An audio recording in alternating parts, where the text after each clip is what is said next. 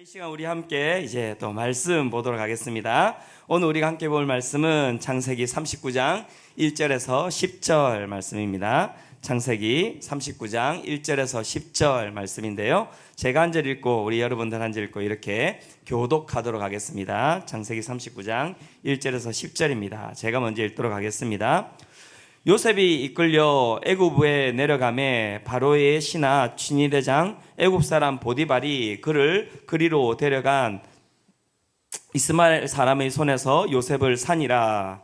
여호와께서 요셉과 함께 하심으로 그가 형통한 자가 되어 그의 주인 애굽 사람의 집에 있으니 그의 주인이 여호와께서 그와 함께 하심을 보며 또 여호와께서 그의 범사에 형통하게 하심을 보았더라.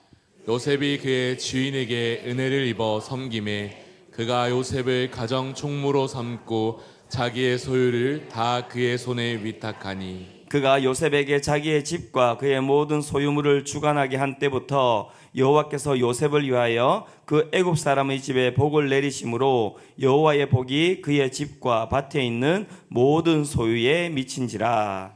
주인이 그의 소유를 다 요셉의 손에 위탁하고 자기가 먹는 음식 외에는 간섭하지 아니하였더라. 요셉은 용모가 빼어나고 아름다웠더라. 그 후에 그의 주인의 아내가 요셉에게 눈짓하다가 동침하기를 청하니 요셉이 거절하며 자기 주인의 아내에게 이르되 내 주인이 집안의 모든 소유를 간섭하지 아니하고 다 내 손에 위탁하였으니 이 집에는 나보다 큰 이가 없으며 주인이 아무것도 내게 금하지 아니하였어도 금한 것은 당신뿐이니 당신은 그의 아내임이라. 그런즉 내가 어찌 이 큰 악을 행하여 하나님께 죄를 지으리까. 여인이 날마다 요셉에게 청하였으나 요셉이 듣지 아니하여 동침하지 아니할 뿐더러 함께 있지도 아니하니라. 아멘. 자, 요셉을 대표하는 단어, 그 단어 가운데는 우리가 꿈이라는 단어를 가장 잘 알고 있죠, 그죠? 하지만 그 요셉을 대표하는 단어 가운데는 꿈이라는 단어를 또 단어 외에 형통이라는 단어, 이 형통이라는 단어도 어떻게 보면 요셉을 대표하는 단어라고 할 수가 있습니다. 요셉은 어떤 자였습니까? 형통한 자였다라고 이야기를 하고 있는 것이죠. 형통이라는 단어, 우리가 뭐 잘 쓰는 단어는 아니지만요, 이 형통이라는 단어를 여러분 들으면 어떤 이미지가 떠오르십니까? 어떤 이미지가 떠오르십니까? 탁 하면은 어떤 세상에서의 어떻습니까? 성공, 그죠? 그 다음에 풍요로움, 그 다음에 또 편안함, 뭐 이런 것들이 우리가 형통이라고 이야기하면 떠오르는 이미지가 아닐까, 그런 생각을 하게 되었습니다. 하지만 우리가 생각하는 형통과 어떻게 보면 성경에서 이야기하는 그 형통은 다른 것 같습니다. 자, 먼저 우리가 읽은 본문을 살펴보면요, 요셉의 이 상황은 우리가 생각했던 앞에서 세상의 성공, 그 다음에 풍요로움, 그 다음에 편안함이라는 이 상황과는 완전히 다른 상황 가운데 놓여 있다라고 이렇게 볼 수가 있습니다. 창세기 39장 1절인데요, 이렇게 이야기하고 있습니다. 요셉이 이끌려 애굽에 내려가매 바로의 신하 취니대장 애굽 사람 보디발이 그를 그리로 데려간 이스마엘 사람의 손에서 요셉을 산이라 라고 이제 이 39장이 시작하고 있는데요. 요셉이 이제 그 형들 가운데 이제 찾아왔다가 이제 이스마엘 이 상인들의 손에 이제 팔리게 되는 것 아닙니까? 근데 그 팔려서 애굽으로 오는 장면을 갖다가 어떻게 묘사하고 있습니까? 여기에서 이 39장 1절에서 두 단어가 중요한데요. 어떻게 이야기하냐면 요셉이 이끌려왔다라고 이야기를 하고 있는 거예요. 이끌려왔다라고 하는 단어는 무엇입니까? 자신의 의지가 무시된 채 끌려갈 때 어떤 단어를 씁니까? 이끌려가다라는 단어를 쓰고 있는 것이죠. 그리고 그가 이제 이끌려와서 어떻게 됩니까? 그를 그리로 데려간 이스마엘 그 사람들의 손 가운데서 누가요? 보디발이 그 가운데서 이 요셉을 갖다가 사게 되는 것이죠. 그래서 요셉을 산이라라고 이야기를 하는데, 이 산이라라고 하는 이 단어를 한번 살펴보십시오. 이 단어는요, 어떤 단어입니까? 이 단어는 사람한테 쓰는 단어가 아니에요, 그죠? 사람을 갖다가 누가 여러분 사고 파는데 이 사람이라는 단어를 씁니까? 그렇지 않죠. 물건과 짐승이나 이런 것들 갖다가 어떻게 사고 팔 때 쓰는 단어가 산이라라는 단어가 아닙니까? 즉 지금 이 요셉이 처한 상황은요, 인간 이하의 삶을 갖다가 이야기를 하고 있는 것입니다. 이끌려 애굽으로 왔더니 누가 그를 산이라. 그래서 이 그 39장 1절 가운데 요셉의 이름을 빼고요, 거기에다가 동물의 이름을 집어넣으면 딱 맞아요, 실제는. 그래서 제가 그 돼지의 이름을, 돼지가 좀 싫어할 수 있겠지만 돼지의 이름을 갖다가 제가 넣어봤거든요. 이렇습니다. 돼지가 이끌려 애굽에 내려가매 바로의 신하 친위대장 애굽 사람 보디발이 돼지를 그리로 데려간 이스마엘 사람의 손에서 돼지를 산이라. 그러니까는 지금 보시면 우리가 생각하는 형통이라고 하는 단어는 세상에서의 성공, 부요함, 풍요로움, 우리 삶 가운데서의 편안함이라고 우리는 생각을 하고 있지만, 실제 이 요셉이 형통하다라고 이야기하는데, 이 형통하는 이 요셉의 그 상황은 우리가 생각하는 것과는 너무나 다르다고 이야기를 할 수 있는 것이죠. 그렇다면 성경은 왜 이 요셉의 상황을 갖다가 형통하다라고 이야기를 하고 있는 것일까요? 형통이라고 하는 것은 도대체 여러분 어떤 의미를 가지고 있는 것이길래, 이 어떻게 보면 인생에 있어서 최악의 상황을 걸어가고 있는 이 요셉의 상황을 바라보면서 여러분 성경은 형통하다라고 이야기를 하고 있는 것일까요? 이상하지 않습니까, 여러분? 그래서 오늘 우리가 이 형통의 의미를 한번 살펴보고자 하는데요, 무엇보다도 중요한 것은 이 많은 분들이 수요일 목요일 날 되면은 많이 이렇게 빠지시잖아요, 특세에. 그런데 여러분 보면은 항상 어떤 일이 일어나냐면, 본문에 있어서 가장 중요한 것은 수요일하고 목요일 날 나오거든요. 그게 어쩔 수가 없어요. 막 클라이막스가 막 이렇게 가는데 그걸 갖다 앞으로 당겨서 할 수도 없고, 그죠? 근데 항상 많은 분들은 월요일하고 토요일만 나와요. 그러니까 이게 오늘 나오신 분들은 참으로 형통한 삶을 살아가리라고 저는 믿습니다. 우리 옆에 있는 분들에게 한번 이야기해 주십시오. 형통한 삶을 살아갈 것입니다. 한번 이야기해 주시겠어요? 예, 그죠? 예.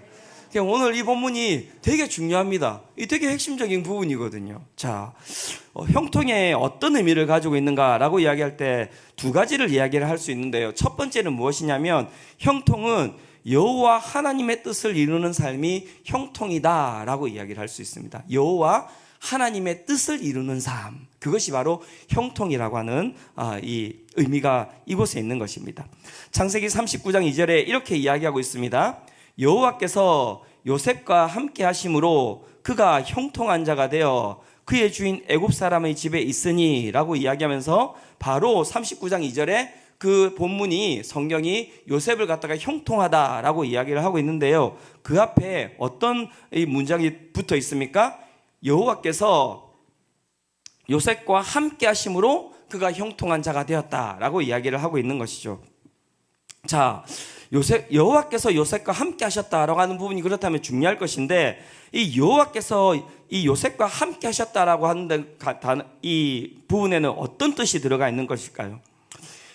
애굽에 왔을 때 여호와 하나님께서 함께 하셨을까요?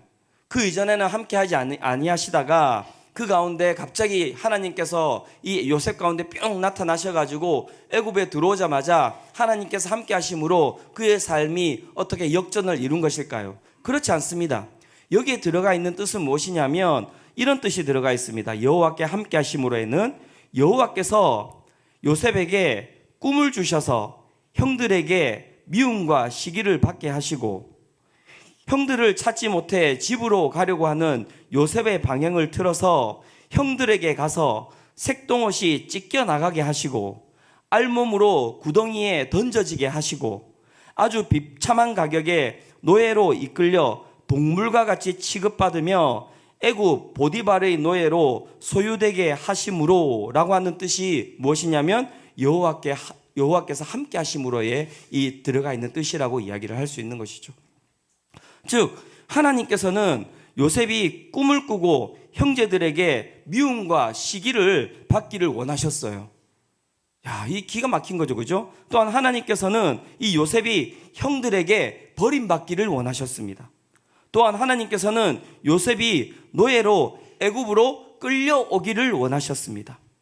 또한 그 여호와께서는 요셉이 애굽 보디발의 노예로 소유되기를 원하셨습니다. 이게 무슨 뜻입니까? 요셉이 하나님으로 말미암아 이 인생이 고통받게 되었다는 이러한 뜻이 아닙니까? 중요한 것은 요셉이 하나님께서 이 뜻을 가지고 그를 이끌어 가시면 어떻게 하고 있습니까? 그 이끌어 가심에 대해서 이 요셉이 어떠한 말도 하지 아니하고 어떻게 나아가고 있습니까? 순종하며 나아가고 있는 것이고요. 중요한 것은 그 순종함으로 말미암아 지금 요셉의 상황 가운데 어떤 일이 벌어지고 있는 것입니까? 하나님이 뜻하신 바가 요셉의 삶 가운데 하나하나 어떻게 해요? 이루어지고 있는 거예요. 자, 하나님께서 함께 하심으로 요셉의 삶이 형통하게 되었다라고 할 때, 그래서 결국 그 가운데 들어있는 뜻은 무엇입니까? 하나님께서 그 가운데 요셉에게 뜻을 주셨고, 그 가운데 요셉이 그 뜻에 순종함으로 말미암아 그의 삶이 어떻게 해요? 형통한 삶이 되었다라고 이야기를 하고 있는 것이죠. 즉, 형통의 뜻은 무엇입니까? 형통의 뜻은 다른 것이 아닙니다. 하나님의 뜻을 받아들이고 하나님의 뜻을 순종함으로 말미암아 하나님의 뜻이 내 삶 가운데 이루어지도록 하는 것, 그것이 무엇이라고요? 바로 형통의 뜻이라고 할 수 있는 것이죠. 내 삶에 그래서 핸들을, 형통은 무엇이냐면 하나님께 이렇게 드리는 것을 이야기를 하는 것입니다. 하나님께서 내 삶의 핸들을 가지고 가시는 것을 이야기하는 것입니다. 그래서 하나님의 뜻이 아굴골짜기로 가기를 원하시면요, 형통은 무엇이냐면 내가 그 아굴골짜기로 내려가는 게 형통이에요. 다시 이야기합니다. 형통은 무엇이냐면 하나님께서 너가 아굴골짜기로 가기를 원한다라고 이야기하시면 어떻게 해요? 내가 그 고통스러운 아굴골짜기로 내려가서 그 가운데서 고통을 당하고 있어도 그 삶은 성경은 무엇이라고 이야기한다고요? 형통이라고 이야기한다고요. 근데 우리는 그걸 갖다 형통이라고 이야기하지 않잖아요. 그러니까 우리의 시선을 빨리 뒤집어야 되는 거예요. 그래서 하나님께서 또 어떻게 해요? 하나님의 뜻이 푸른 초장에 있다라고 이야기하시면 내가 그 푸른 초장에 갔을 때 어떻게 해요? 그 삶이 형통한 삶이다라고 이야기를 하고 있는 것이죠. 지금 제 목의 상태가 그래도 좀 괜찮죠, 그죠? 지금 제 책상 앞에는 5만 개 다 쌓여 있습니다. 미놀, 무슨 알약에다가, 무슨 약에다가, 그 다음에 배즙에다가, 도라지에다가, 모든 게 다 쌓여 있습니다. 1시간에 하나씩 막 이렇게 먹고 있거든요. 야, 이 목이 그래도 이렇게 간단한데, 분명히 오기 전까지는 힘들었는데, 올라오면 목이 괜찮아요. 예. 제가 이제 목의 상태도 이렇고, 예. 제 삶이 또 너무너무 피곤한데요. 내 삶이 피곤하고 목의 상태와 상관없이 하나님께서는 어떻습니까? 이번 주에 특세를 하기를 원하시는 거예요.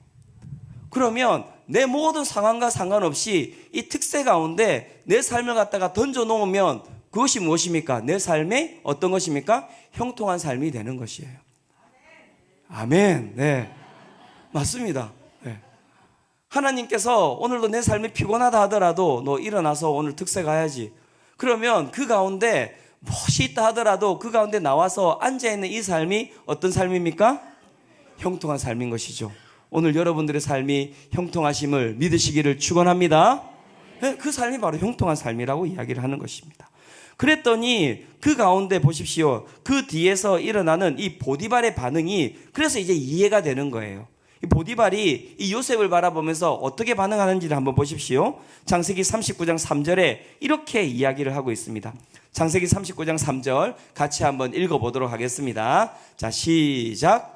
그의 주인이 여호와께서 그와 함께 하심을 보며 또 여호와께서 그의 범사에 형통하게 하심을 보았더라. 자, 보디발이 어떻게 해요? 요셉을 보는데 누가 보이고 있다고 이야기하고 있습니까? 여호와께서 그와 함께 하심을 보고 있다라고 이야기를 하고 있고요. 또 여호와께서 그의 범사에 어떻게 하심을 보고 있다고요? 형통하게 하심을 보고 있다. 하나님의 뜻이 그 요셉의 삶 가운데 이루어지게 하는 것을 갖다가 그가 보고 있다고 이야기를 하는 것이죠. 즉 형통의 삶은 무엇입니까? 내 삶의 핸들을 내려놓고 내 삶의 모든 것들을 다 내려놓고 하나님께서 내 삶의 핸들을 가지고 나를 견인하게 하시는 것, 그게 형통의 삶인데 그렇게 삶을 살아가면 그 가운데 드러나는 것이 무엇이라고요? 내 삶 가운데 임재하시는 하나님의 그 능력이 우리의 삶 가운데 드러나는 것이다 라고 이야기를 하고 있는 것이죠. 사랑하는 성도 여러분, 그 보디발이 그 요셉을 바라보면서 보았던 그 하나님의 모습은 어떤 모습이었을까요? 제가 곰곰이 생각해 봤더니요, 이사야 14장 26절에서 27절에 이렇게 이야기를 하고 있는데, 이 모습이 바로 보디발이 바라본 그 요셉 가운데 임재하신 하나님의 모습이 아닐까라는 생각을 하게 되었습니다. 이사야 14장 26절과 27절에 이렇게 이야기를 하고 있는데요, 이것이 온 세계를 향하여 정한 경령이며 이것이 열방을 향하여 편손이라 하셨나니 만군의 여호와께서 경영하셨은즉 누가 능히 그것을 패하며 누가 그의 손을 펴셨은즉 누가 능히 그것을 돌이키랴. 어떤 하나님을 보고 있는 것입니까? 보디발이 이 땅을 갖다가 통치하시고 이 땅을 갖다가 경영하시는 그 하나님을 누구를 통하여서 보고 있다고요? 요셉을 통하여서 보고 있는 거예요. 왜요? 요셉이 하는 일을 살펴봤더니 뭐가 안 되는 일이 그 수많이 있을 수 있는데 그 자그마한 일부터 해가지고 그에게 맡겨놓는 모든 일 가운데 어떤 일이 일어나고 있는 것입니까? 신의 손길이 그 가운데 거하고 있는 거예요. 신의 손길이 그 가운데 거하고 있는 거예요. 대단한 것이죠. 그죠? 신의 손길이 그 가운데 거하고 있는 것입니다. 다른 것 아닙니다. 제가 이번 지난주에 이 청년부에 이 어떤 일이 있었냐면, 그 청년들이 어쨌든 지금 이 청년부가 계속해서 자신들이 이제 함께 서로가 하나 되기 위하여서 그 가운데 서로가 더욱더 하나님을 잘 섬기기 위하여서, 물론 말씀과 여러분 그 가운데서 기도를 하는 것도 중요하지만 또 교제도 해야 되지 않겠습니까? 그래서 얘들이 지난주 토요일 날 야구를 보러 갔어요. 그런데 지난주 토요일 날 날씨 아시죠? 그죠? 비가 왔거든요. 그 이제 이 행사를 이제 이 진행하는 자매가 이 월요일부터 계속해서 이제 기도를 하는 거예요. 하나님, 우리 이 청년들을 데리고 같이 가서 이 야구장을 가야 되는데 날씨가 되게 안 좋다는 거죠. 그래서 저한테도 기도해 달라고 부탁하고, 목사님 기도해 주시라고, 이 애들을 데리고 노는 게 목적이 아니니까요. 가서 애들과 훨씬 더 좀 함께 친해지고 함께 하나 되기를 원하는데, 이게 깨어지면 안 되는데 참 마음에 어려움이 있다고. 그래서 이 자매가 이제 기도를 하는 거예요. 저는 목요일 정도 지나고 금요일 정도 지났는데 제가 기상청 예보에 딱 들어갔는데 보니까요, 이 비구름대가 이렇게 쫙 우리 이제 한국 땅을 향하여서 쫙 이렇게 오고 있는 거예요. 제가 보면서 그렇게 이야기했습니다. 야, 내일 비가 올 것 같은데 아무리 생각해도. 그 기상부장 봤더니 다 90%예요. 90%. 어떡하니? 내일 어떻게 하면 좋겠니? 그런데 얘는 포기를 안 하는 거죠. 목사님 그래도 기도하고 내일 아침까지 저는 끝까지 가보겠다고. 그 다음날 아침이 됐어요. 아침이 됐더니 또 봤더니 또 계속해서 부슬부슬 조금씩 비가 오기도 하고요. 또 계속해서 비가 내린다는 거예요. 그래서 제가 이제 또 카톡을 했죠. 야, 비가 오는 것 같은데 너 좀 다른 대안을 생각하는 게 좋지 않겠냐고. 근데 얘는 갖다가 포기하지 않는 거예요. 그래서 그 청년들을 데리고 이제 청년이 다 애들을 데리고 그 야구장에 갔습니다. 중요한 건 뭔지 아십니까? 제가 봤는데 10개 팀이 있으니까 이 5경기가 이루어지잖아요. 4개 경기는 다 우천 취소. 중요한 건 그 한 경기만, 여러분. 저는 그 자매가 이 날씨를 바꿨다고 믿습니다, 저는. 그래서 이 우천 중간에 여러분 비가 또 많이 내렸거든요, 여기저기. 중요한 건 여러분 경기하는 데서는 여러분 경기에 지장이 없이 그렇게 1회부터 9회까지 끝까지 경기가 다 진행이 된 거예요. 야, 안 믿으시네 여러분들은 또 이렇게. 여러분 다른 게 아닙니다. 형통이라고 하는 것은 다른 게 아니에요. 하나님의 뜻에 맞게 그렇게 살아갈 때 하나님의 뜻은 누가 이루시는 겁니까?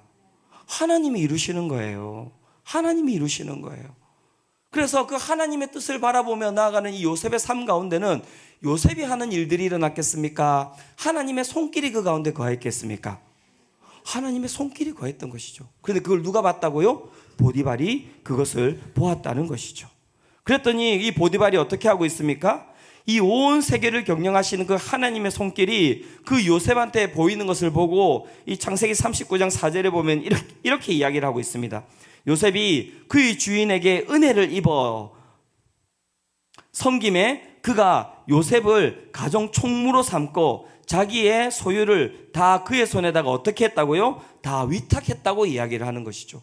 그는 축복을 받은 거예요. 왜요? 그의 집안에 이 노예 하나가 들어왔는데 이 노예가 어떤 노예입니까? 이 세상을 경영할 수 있는 능력을 가진 노예가 이 집에 들어온 거잖아요. 그랬더니 어떻게 해요? 냅다 자기가 가지고 있는 모든 것들을 갖다가 또 어떻게 했다고요? 그 노예에다가 다 맡겼다는 거죠. 그러니까 제가 보니까 이 보디발도 똑똑한 사람이에요. 어떻게 하면은 될지에 대해서 잘 알고 있는 것이죠. 사랑하는 성도 여러분, 오늘 영안이 열리시기를 축원합니다. 영안이 열리셔야 돼요. 여러분, 세상을 향해서 나아가는 게 여러분 성공이 아닙니다. 오늘도 눈에 보이지 아니하시지만 오늘도 이 땅을 경영하시는 하나님의 뜻을 따라가는 것이 여러분 형통의 삶인지를 믿으시기를 축원합니다. 우리가 읽은 본문은 좀 더 구체적으로 요셉의 이 형통한 삶이 무엇인지를 보여주고 있는데요. 이 보디발의 아내와의 사건을 통하여서 형통의 삶이 무엇인지를 보여주고 있습니다. 창세기 39장 7절에 보면 이렇게 이야기합니다. 그 후에 이제 이 요셉이 이 보디발의 모든 그 집에 이 재물을 갖다가 소유를 갖다가 다 위탁받은 이후에 어떤 일이 일어나고 있습니까? 그의 주인의 아내가 요셉에게 눈짓하다가, 이 마그네슘이 부족했는지 모르겠는데요, 요셉에게 눈짓하다가 그 다음에 어떻게 해요? 동치마기를 청했다라고 이야기를 하는 거예요. 동치마기를 청했다. 웃으신 분들은 다 마그네슘 드시는 분들입니다. 지금 20대들은 잘 모릅니다. 예. 자, 여러분, 지금 요셉이 20대의 나이인 거예요. 그러면 어떻습니까? 이 막 피가 끓어오르는 나이 아닙니까? 여러분, 이 힘을 갖다가 제어할 수 없을 정도로 여러분 힘이 끓어오르는 그런 나이인데 여러분 어떻게 해요? 그의 이 보디발의 아내가 와가지고 눈짓을 하다가 그 가운데서 동치마기를 그가 청하였다는데 나중에 가면 뭐라고 이야기하냐면 날마다 확실히 안 좋은 말은 하나님께서 못하게 하시는 것 같습니다. 예, 성경을 보십시오. 그렇게 했다는 거예요, 이게. 예. 이 진짜 기가 막힌 거죠. 날마다 와가지고 동치마기를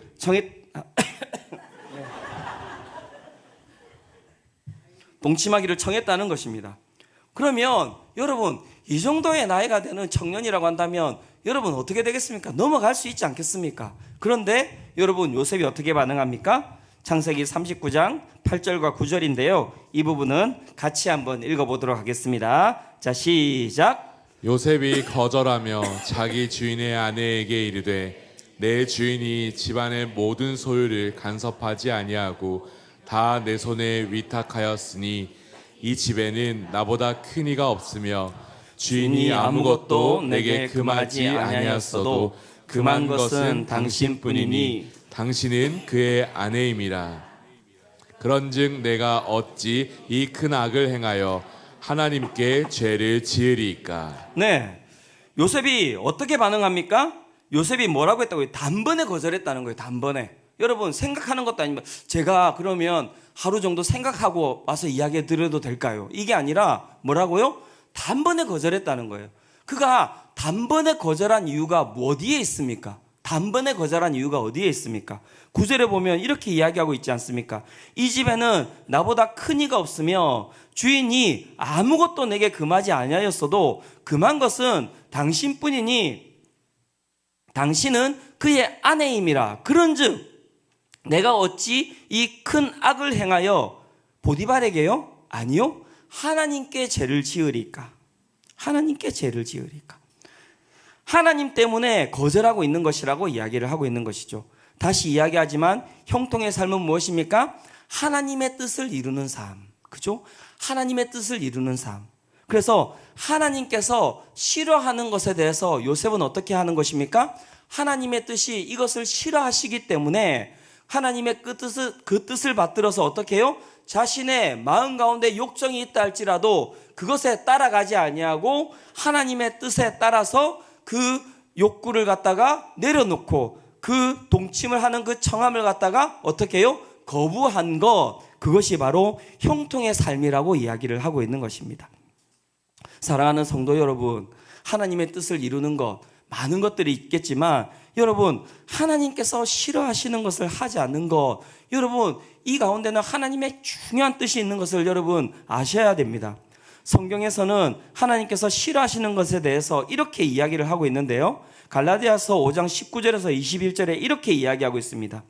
육체의 일은 분명하니 곧 음행과 더러운 것과 호색과 우상 숭배와 주술과 원수 맺는 것과 분쟁과 시기와 분냄과 당 짓는 것과 분열함과 이단과 투기와 술 취함과 방탕함과 또 그와 같은 것들이라. 전에 너희에게 경계한 것 같이 경계하노니 이런 일을 하는 자들은 하나님의 나라를 유업으로 받지 못할 것이요. 무슨 말입니까? 이렇게 살아가는 자들의 삶은 어떻게 성경이 뭐라고 이야기합니까? 형통할 수 없다라고 이야기를 하는 것이죠. 사랑하는 성도 여러분, 이 성경에서 나오는 하나님이 싫어하시는 이 모든 것들 여러분도 다 여러분 제거하여 버리시기를 축원합니다. 예, 하나님이 싫어하시는 것, 그것을 갖다가 여러분 우리가 하지 않는 것, 이것이 바로 하나님의 뜻이라고 이야기를 하는 것이고요. 저는 이것을 갖다가 한마디로 하면 이것을 무엇이라 할까 생각한다면 저는 이것이 절제라고 생각합니다. 절제하는 거예요. 내 가운데 끌어오는 욕구를 갖다가 절제하는 것, 그것이 무엇입니까? 바로 하나님의 뜻에 합하여서 나아가는 형통한 삶이라고 이야기를 하고 있는 것이죠. 여러분, 오늘 이 성경에서 이야기하는 하나님이 싫어하는 것에 대해서 여러분 다시 한번 더 잘 살펴보십시오. 음행, 더러운 것, 호색, 우상숭배, 주술, 원수 맺는 것, 분쟁, 시기, 분냄, 당짓는 것, 분열, 이단, 투기, 술 취함, 방탕함. 체크하십시오. 빨리 체크하시고, 여러분 하나님께서 우리를 왜 특세로 부르셨다고요? 결단하게 하기 위하여서, 우리의 삶을 변화시키기 위하여서. 그래서 체크하시고 여러분 그 가운데서 결단하시기 바랍니다. 하나님, 내가 하나님이 싫어하는 것 저도 하지 않겠습니다. 하나님, 제가 오늘 이후부터 정말 하나님이 싫어하는 것들에 대해서 내가 끊고 나아가는, 결단하며 나아가는 그러한 삶을 살아가게 하여 주시옵소서. 여러분 결단하셔야 됩니다. 그리고 도전하셔야 됩니다. 그리고 그 삶 가운데 하나님께서 내 삶의 핸들을 가지고 내 삶을 견인해 가시는 형통의 삶을 이곳에 있는 우리 모든 성도님들이 누리시기를 축원합니다. 예, 그것이 바로 오늘 우리가 나중에 기도해야 할 기도 제목이라고 할 수 있습니다. 또한 이제 두 번째 형통의 의미는 무엇입니까? 두 번째 형통의 의미는 무엇이냐면 복을 받는 삶이 아닌 복이 되는 삶이 형통이라고 이야기를 할 수 있습니다. 복을 받는 삶이 아니라 복이 되는 삶, 이것이 바로 형통입니다.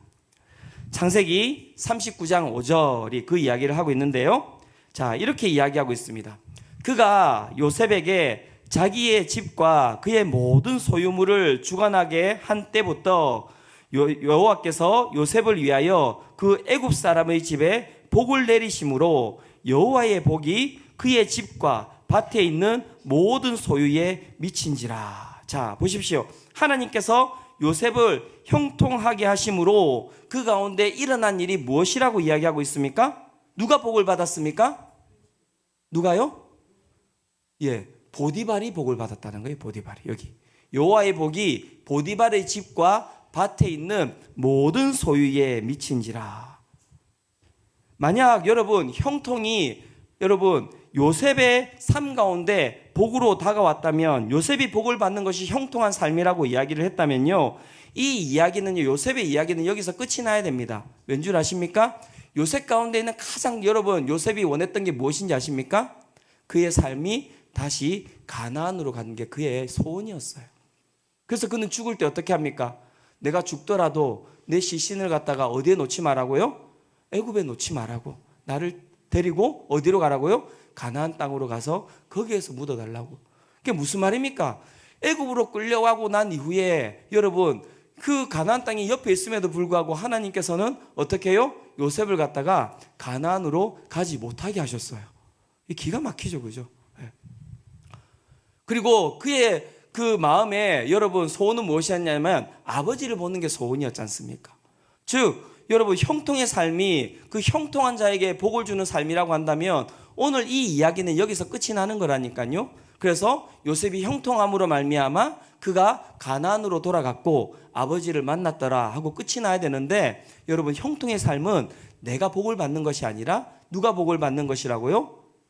나와 함께하는 다른 사람이 복을 받는 것이 형통의 삶이라고 이야기를 하는 것이죠. 그래서 우리는 누군가에게 복된 삶을 살아가는 것, 누군가에게 복을 주는 삶을 살아가는 것, 내가 아닌 누군가가 나보다 훨씬 더 잘 되는 것을 바라보면서 흐뭇해하면서 살아가는 것, 그것이 무엇입니까? 바로 형통의 삶을 살아가는 자의 모습이라고 이야기를 할 수 있는 것입니다.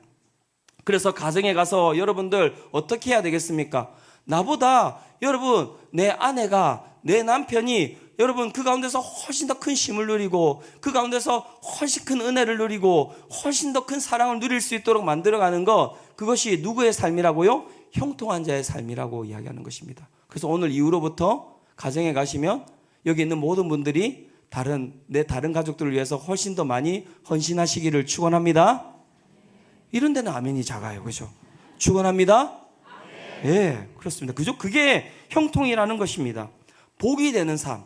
나를 통하여서 내 가족이 여러분 기쁨을 누리고 그 가운데 충만함을 누리고 그 가운데 힘을 얻는 것, 그것이 바로 형통한 자의 삶이라고 이야기를 하는 것이고요.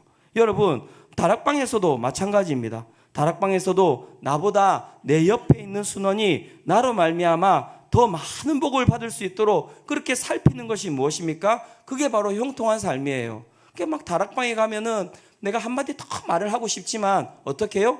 내 말을 줄이고, 그 다음에 내 옆에 있는 사람들이 한마디 더 말을 많이 하면서 이야기를 많이 할 수 있도록 배려하고, 그 가운데 나보다 내 옆에 있는 순원이 훨씬 더 많은 위로와 훨씬 더 많은 능력을 가질 수 있도록 내가 서포트해 주는 것, 그것이 어떤 자의 삶이라고요? 형통한 자의 삶이라고 이야기를 하고 있는 것이죠. 우리 순장님들 저한테 보고해 주시기를 바랍니다. 그래서 누가 형통한 삶을 살아가고 있는지 저한테 이야기를 해 주시기를 바랍니다. 예. 형통한 삶이라는 게 여러분 바로 그것을 이야기하는 것입니다. 나보다 남이 더 나을 수 있도록 그렇게 여러분 만들어주는 것이 형통한 삶이라는 것이죠. 직장에서도 마찬가지입니다. 여러분 그리스도인의 삶은 다른 것이 아닙니다. 그저 연봉 주는 대로 여러분 맞습니다. 일을 하는 것 맞지요. 하지만 여러분 최선을 다하시기를 바랍니다.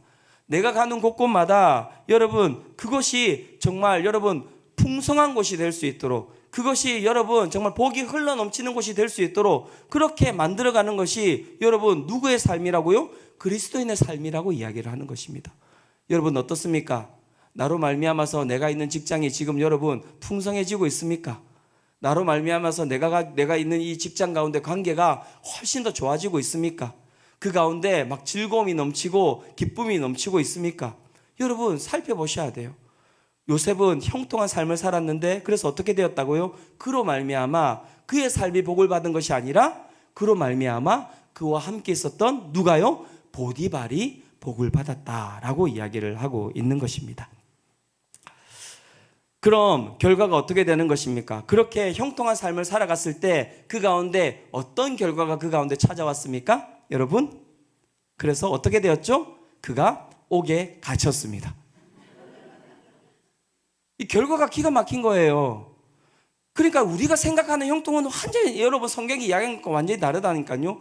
이렇게 여러분 형통한 삶, 남을 여러분 복되게 해주는 삶을 살고 여러분 하나님의 뜻을 그 가운데 순종하며 살아가는 그렇게 삶의 여러분 결과가 뭐라고 이야기하고 있습니까? 옥에 갇혔다니까요.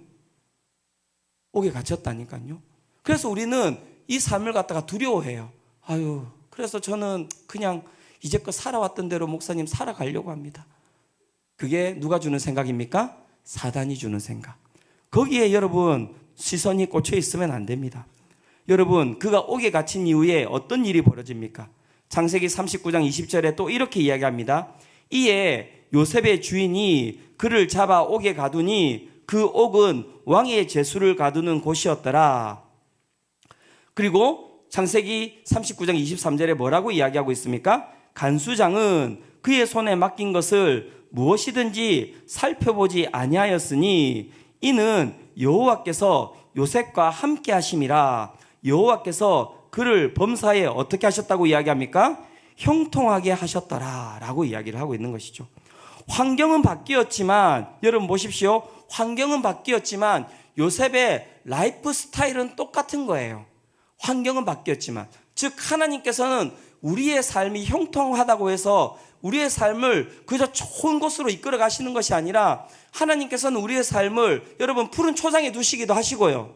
그 다음에 아골골짜기에 두시기도 하시고요. 그 가운데서 하나님이 원하시는 것은 무엇이냐면 끝까지 푸른 초장에 있을 때도 형통한 삶, 하나님의 뜻을 가지고 살아가는 삶, 나보다 남을 더 복되게 하는 삶을 살아가기를 원하시고, 내가 아골골짜기에 있다 하더라도 그곳 가운데서도 하나님의 뜻을 이루며 살아가는 삶, 아골골짜기 가운데서도 내 가운데 아무것도 없고 내가 실패했고 내 가운데 좌절이 있고 내 가운데 고통이 있다 할지라도 그 가운데서 나의 복을 추구하는 것이 아니라 그 아골골짜기 가운데서도 내 옆에 있는 다른 사람의 복된 삶을 추구하는 삶을 하나님께서는 우리 가운데 원하고 계시다는 것이죠.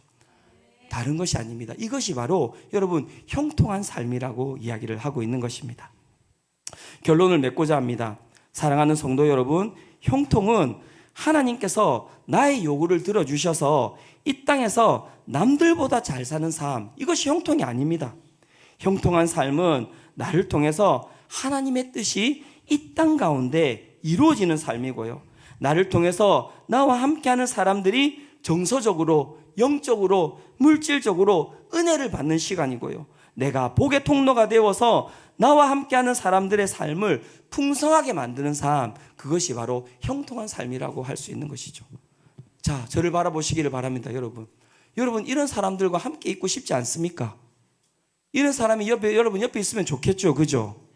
근데 중요한 건 여러분, 하나님께서 여러분들을 그런 삶으로 부르셨다는 거예요. 이 삶을 잘 들여다보면 여기에 누구의 삶이 있습니까? 여기에 바로 예수님의 삶이 있잖아요, 그죠? 그런데 중요한 것은 무엇이냐면 우리가 이 삶을 갖다가 잃어버린 거예요. 그것은 교회가 타락의 모습인 것이고요. 그래서 우리의 삶 가운데 내 입을 채우는 능력 있는 사람들은 많지만 세상과 다른 여러분 예수님을 닮아가는 사람들은 여러분 사라지고 있는 것이죠.